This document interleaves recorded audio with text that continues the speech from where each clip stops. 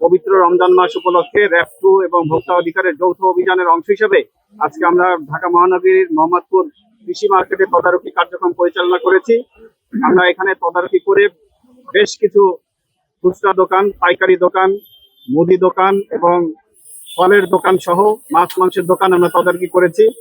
তদারকি করে যে অনিয়মগুলো পাওয়া গিয়েছে তার প্রেক্ষিতে মোট 14টি প্রতিষ্ঠানকে 51,000 টাকা জরিমানা অর্থদণ্ড প্রদান করা হয়েছে। মূল অপরাধগুলো ছিল মূল্য তালিকা প্রদর্শন না করা এবং হালনাগাদ না করা, ক্রয় রসিদ প্রদান সংরক্ষণ না করা, বিক্রয় রসিদ প্রদান না করা এবং মোড়কে মেয়াদ, মূল্য, উৎপাদন তারিখ, ওজন এগুলো না লেখার দায়ে আমরা এই জরিমানা আরোপ করেছি।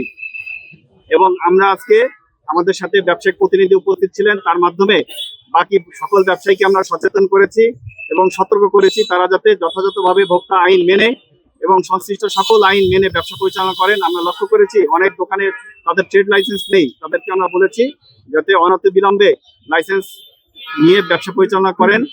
এবং আমরা সম্মানিত ভোক্তাদেরকে আহ্বান জানাবো তারা যাতে পণ্য ক্রয়ের আগে যাচাই বাছাই করে পণ্য ক্রয়ের সিদ্ধান্ত নেন।